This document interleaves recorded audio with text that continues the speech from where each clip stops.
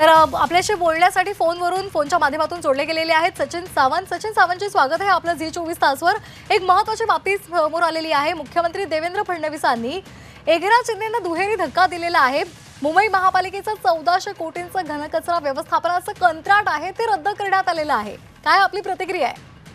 नाही, आता हे अंतर्गत युद्ध किती मोठ्या स्तरावर चाललेलं आहे आपण आता हे बातम्यांमधून ऐकतोय आणि पाहतो देखील आहे।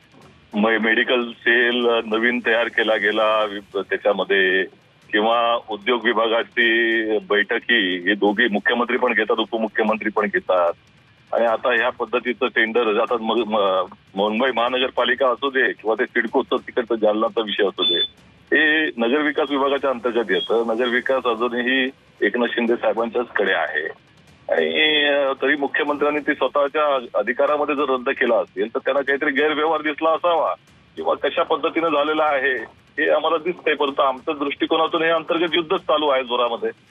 त्यामुळे या संदर्भामध्ये एकच गोष्ट आहे की हे जे काही रद्द झालेलं आहे त्याचं कारण काय ही समोर आली पाहिजे। त्याच्यामध्ये भ्रष्टाचार होता का, मग भ्रष्टाचार असेल तर त्याच्यावरती कारवाई का होते आहे, कोणाच्या प्रेमाचे कंत्राटदार होते का, सगळ्या गोष्टी आता मला असं वाटतं समोर आल्या पाहिजे। अगदी धन्यवाद आपण दिलेल्या प्रतिक्रियेसाठी। तर आपण पाहतोय भाजप आणि शिवसेनेसंदर्भातली ही एक महत्त्वाची बातमी आहे।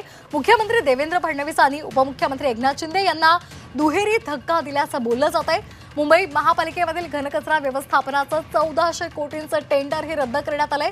4 वर्षांसाठी हे टेंडर काढण्यात आलेलं होतं आणि या प्रकल्पासाठी फेब्रुवारी 2024 मध्ये निविदा सुद्धा मागवण्यात आलेल्या होत्या आणि आता हे टेंडर रद्द करण्यात आले।